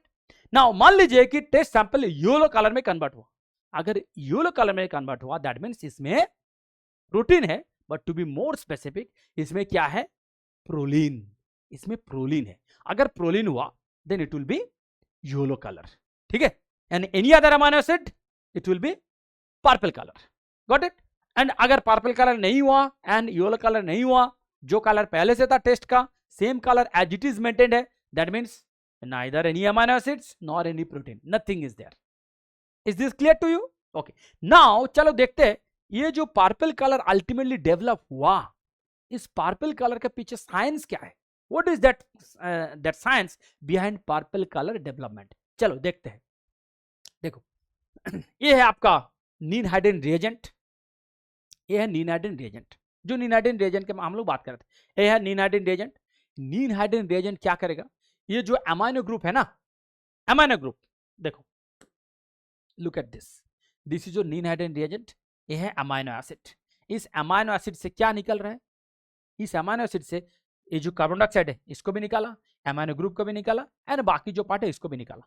तो बेसिकली जब नीन हाइड्रिन के साथ इसका रिएक्शन होगा, अमाइनो ग्रुप जो रिलीज हुआ, ये जो अमाइनो ग्रुप रिलीज हुआ इसका सब्सिक्वेंट एक रोल होता है, क्या, नीन हाइड्रिन इसके साथ रिएक्शन करने के बाद खुद ही रिड्यूस्ड हो जाएगा, नीन हाइड्रिन खुद रिड्यूस हो गया, फाइन। एंड ये जो अमाइनो ग्रुप यहां पे रिलीज हुआ, ये जो अमाइनो ग्रुप यहां पे रिलीज हुआ, ये अमाइनो ग्रुप फिर आया यहां पे, नेक्स्ट रिएक्शन में क्या है, एक रिड्यूस्ड नीन हाइड्रिन, एक नीन हाइड्रिन एंड एक अमाइनो ग्रुप, तीनों मिलके एक कॉम्प्लेक्स बनाया जिसका नाम है रूमेन कॉम्प्लेक्स। देखो सो रूमेन कॉम्प्लेक्स में क्या है, 3 कंपोनेंट है, एक नीन हाइड्रिन है, दूसरा रिड्यूस्ड नीन हाइड्रिन, तीसरा अमाइनो ग्रुप। अमाइनो ग्रुप, ये अमाइनो कहां से रिलीज हुआ, अमाइनो एसिड से रिलीज हुआ, ठीक है। सो नीन हाइड्रिन इसके साथ रिएक्शन करने के बाद नीन हाइड्रिन खुद रिड्यूस्ड हो जाएगा, इट विल बिकम रिड्यूस्ड नीन hydrin in the next subsequent reaction, subsequent मतलब इमीडिएट नेक्स्ट रिएक्शन, एक नीन हाइड्रिन, दूसरा रिड्यूस्ड नीन हाइड्रिन एंड जो अमाइनो ग्रुप रिलीज हुआ, तीनों मिला के जो कॉम्प्लेक्स बनाया उसको बोलते हैं रूमेन कॉम्प्लेक्स, ठीक है। A Ruhemann complex ultimately will give you purple colour. Got it? Now in case of proline, अब देखो ये है प्रोलीन वाला कहानी, इन केस ऑफ प्रोलीन के साथ इसका जो कॉम्प्लेक्स है, ये जो आपका कलर मिला था ना, नीन हाइड्रिन, रिड्यूस्ड नीन hydrin and amino group, this was in case of purple complex. But अगर आप प्रोलीन के साथ देखोगे, that complex will be different, that complex itself will be different, क्योंकि यहां पे अमाइनो ग्रुप फ्री नहीं मिलता है। ये जो अल्फा अमाइनो ग्रुप है ना, ये जो हर एक अमाइनो एसिड का जो अल्फा अमाइनो ग्रुप है वो जो फ्री होता है, वो फ्री प्रोलीन का केस में फ्री नहीं होता है। इसीलिए इसको यहां से निकल नहीं पाता है. I mean, ninhydrin cannot release free amino group from proline. So proline इसके साथ एक साथ मिलके एक दूसरा कॉम्प्लेक्स बनाता है जिसका कलर है yellowish. You understood why this will become yellowish? Because in this case ammonia group is not released from amino acid, जो कि बाकी सब अमाइनो एसिड में होता है, but in case of proline ये अमाइनो ग्रुप का रिलीज नहीं हो पाता है. सिंस अमाइनो ग्रुप का रिलीज नहीं हो पाता है, the entire proline will be attached to your ninhydrin to give a different complex. इसीलिए इसका कलर अलग होगा, and this is not rumen complex anymore. This will be something else complex. So जो rumen complex है that is basically purple in color. ठीक है. Now coming to the point, ये जो ninhydrin टेस्ट किया जाता है for the presence of what? ninhydrin test किया जाता है for the detection of ammonia, primary or secondary amines and amino acid. Remember it very carefully. तो किस चीज के लिए ninhydrin टेस्ट आप कर सकते हो? For the detection of, for the presence of ammonia और primary और secondary amines और amino acids. ठीक है. ये चारों चीज का प्रेजेंस और आइडेंटिफिकेशन के लिए ninhydrin टेस्ट किया जाता है. Next, UV absorbance by amino acid. This is something very interesting. आपको पता है कि ये जो प्रोटीन 280 नैनोमीटर पे यूवी अब्जॉर्ब करता है.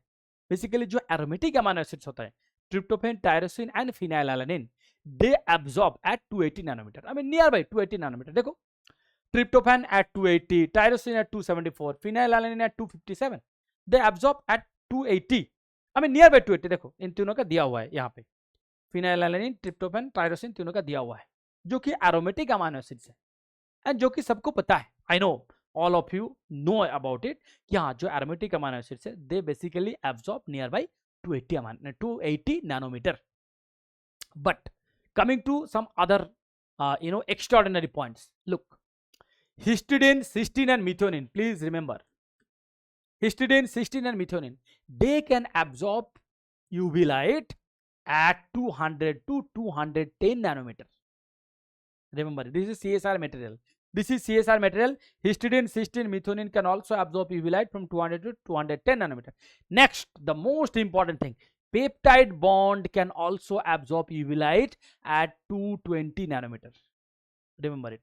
देखो यहाँ पे ये पेप्टाइड बॉन्ड का है और ये एरोमेटिक अमाइनो एसिड का है. ये aromatic amino acid near by 280 का है, ये पेप्टाइड बॉन्ड नियर बाय 220 का है. ठीक है. So please remember, peptide bond जो है that absorbs UV light at 220 nanometre and histidine, cysteine, methionine they can absorb from a range of 200 to 210 and बाकी जो तीन एरोमेटिक अमाइनो एसिड्स है they usually absorb at 280 nanometre. ठीक है. अच्छा, इस बार सीएसआर में तो इसी से क्वेश्चन आया डायरेक्ट. ठीक है, आप पेपर उठा के देख लो. इवनिंग वाला जो सेशन था, यहां से क्वेश्चन आया था. इसलिए मैंने, और ये मेरा इस क्लास का मैं बात नहीं कर रहा हूं, मैं हमेशा ये जो स्लाइड है ना, इस स्लाइड्स को मैं हमेशा अमाइनो एसिड केमिस्ट्री में मैं पढ़ाता हूं, because I know this is linked to the amino acid, nothing else. क्या है, what is this PTM? Post translational modification. कब होता है? प्रोटीन सिंथेसिस के बाद. बेसिकली क्या होता है, देखो, प्रोटीन सिंथेसाइज हो जाने के बाद उसको फंक्शनल करने के लिए, उसको फंक्शनल बनाने के लिए कुछ केमिकल ग्रुप ऐड होता है based on the location of the protein. कोई प्रोटीन प्लाज्मा मेम्ब्रेन में जाएगा, कोई प्रोटीन माइटोकॉन्ड्रियल मेम्ब्रेन में आएगा, कोई प्रोटीन न्यूक्लियस में आएगा, कोई प्रोटीन साइटोप्लाज्म में आएगा. ऐसे ऐसे करके there are many proteins which will be a part of many different cellular locations. ठीक है.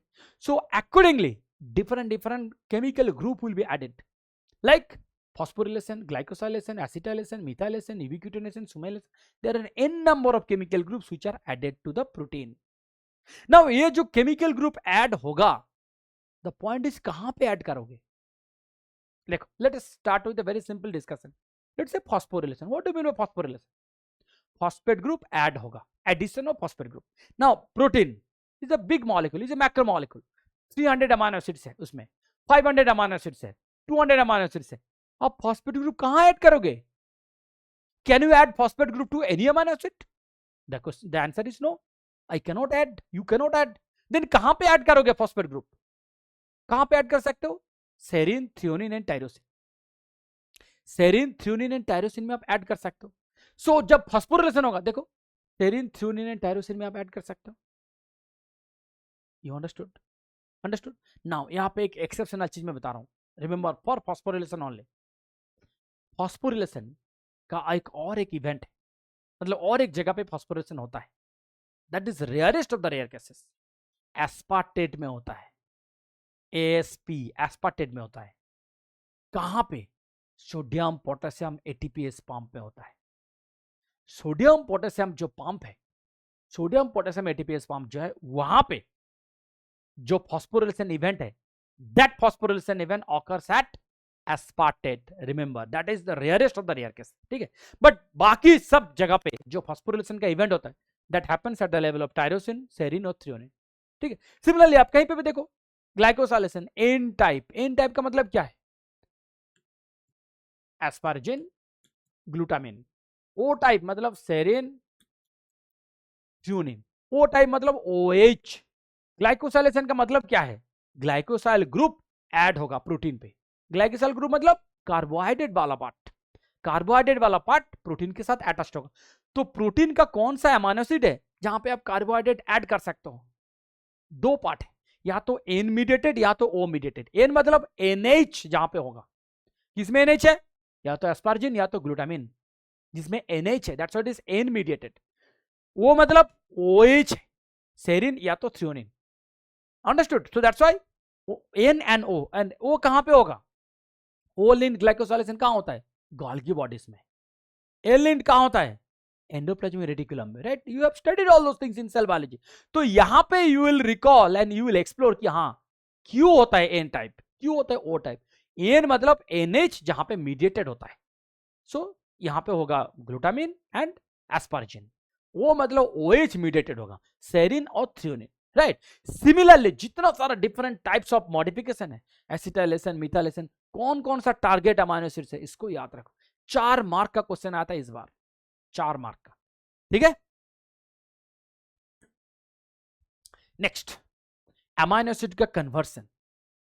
अमीनो एसिड का conversion, this is something very interesting. देखो यहाँ पे दो पार्ट है, एक है ट्रांसअमाइनेशन, दूसरा है डीअमाइनेशन, ठीक है। डीअमाइनेशन का मतलब है रिमूवल, ट्रांसअमाइनेशन का मतलब इधर से लेके दूसरे जगह, ट्रांसफर जिसको बोलते हैं। ट्रांस मतलब ट्रांसफर, यहाँ पे जो ट्रांस है ट्रांसफर।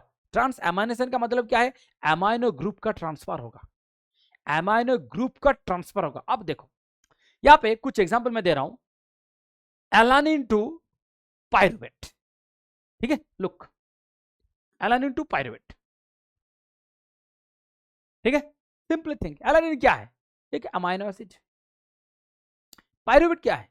ग्लाइकोलिसिस का एक प्रोडक्ट, पायरुवेट। सो पायरुवेट में अमाइनो ग्रुप का सुना? नो, पायरुवेट में कोई अमाइनो ग्रुप नहीं होता है। पायरुवेट का स्ट्रक्चर क्या है? What is the structure of pyruvate? This is your pyruvate. Alanine का स्ट्रक्चर क्या है?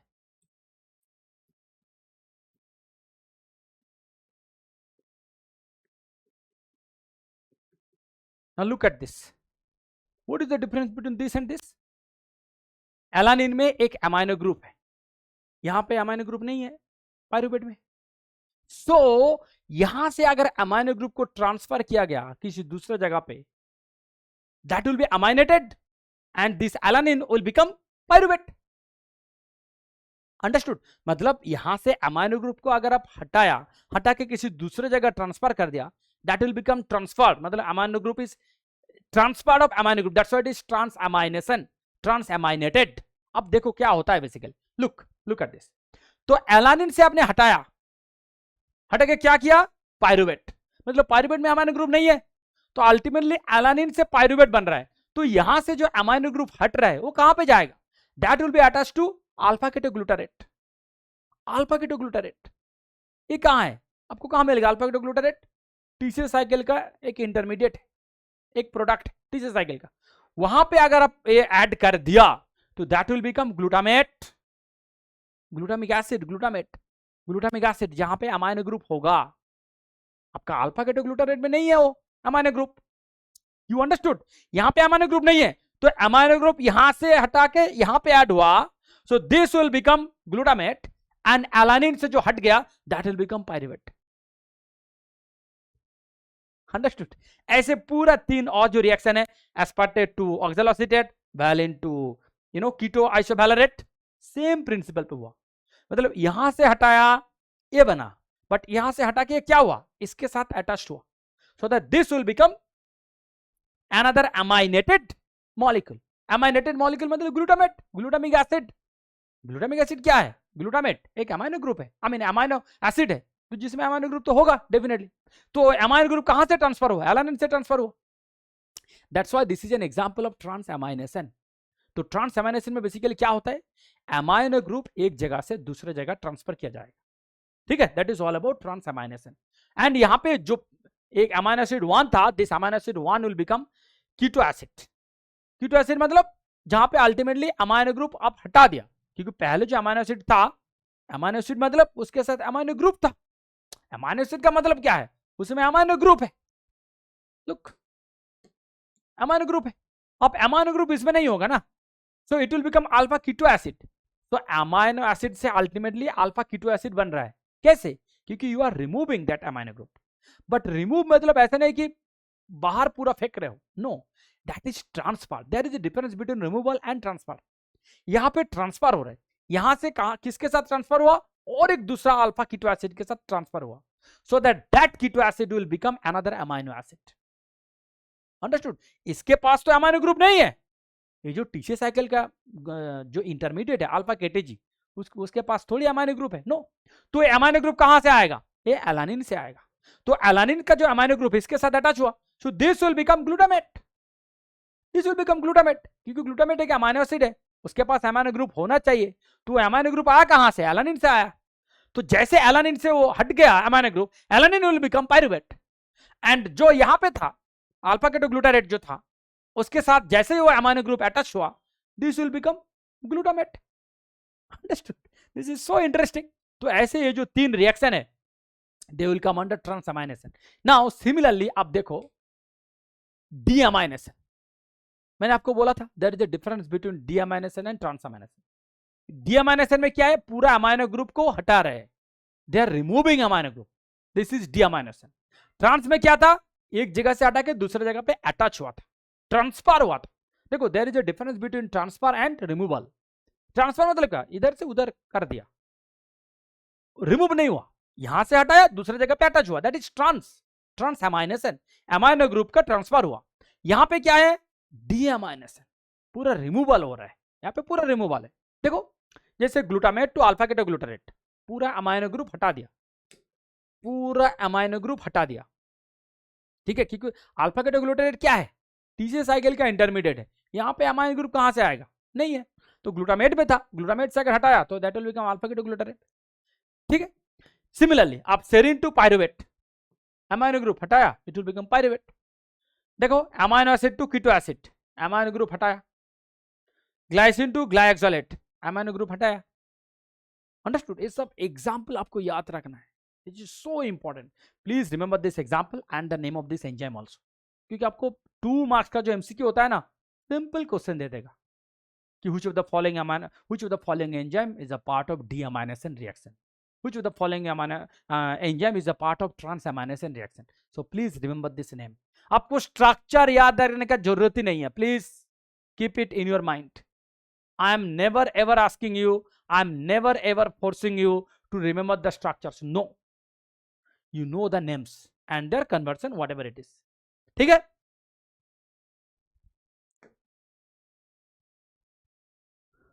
That's it. This is all about our first session, first class. तो यहाँ पे हम लोग क्या क्या डिस्कस किए, एक बार फिर से रिकलेक्ट कर लेते हैं। पहले सारे अमाइनो एसिड का क्लासिफिकेशन के बारे में बात किए, right? Hydrophobic, hydrophilic and hydrophilic में भी कौन सा पोलर चार्ज्ड, कौन सा पोलर अनचार्ज्ड, वो भी हम लोग बात किए, राइट? देन ये जो different types of amino acids है, different types of amino acid का जो आइडेंटिफिकेशन है वो भी हम लोग बात किए कि कैसे आइडेंटिफाई करोगे through ninhydrin and all, right? And most important चीज बायोलॉजिकल साइंस में कैसे पॉजिटिव कंट्रोल का इंपॉर्टेंस होता है, कैसे वैलिडेशन होता है, वो भी हम लोग डिटेल में डिस्कस किए, राइट? देन अमाइनो एसिड का जो कन्वर्सन है उसके रिलेटेड बात किए। Before that post translational modification, जहां पे डिफरेंट डिफरेंट केमिकल रिएक्शंस होता है ऑन प्रोटीन लेवल, बट कौन सा टारगेटेड अमाइनो एसिड्स होता है जहां पे डिफरेंट डिफरेंट केमिकल ग्रुप का अटैचमेंट होता है। बहुत सारे इंफॉर्मेशन हम लोग डिस्कस किए। Try to understand, you will recall, yes sir बहुत सारे चीज हम लोग डिस्कस किए, इसको प्लीज फिर से एक बार देखो क्योंकि you have to face DPP also, ठीक है। And this is just a beginning, I am telling you, I will take you to the highest level of protein science, so just follow my classes. I can assure you, if you follow each and every class, you will become a master in biochemistry. ठीक है, मैं ऐसे simply नहीं बोल रहा हूं, if you follow it you will realize it. Okay, thank you so much for your attention.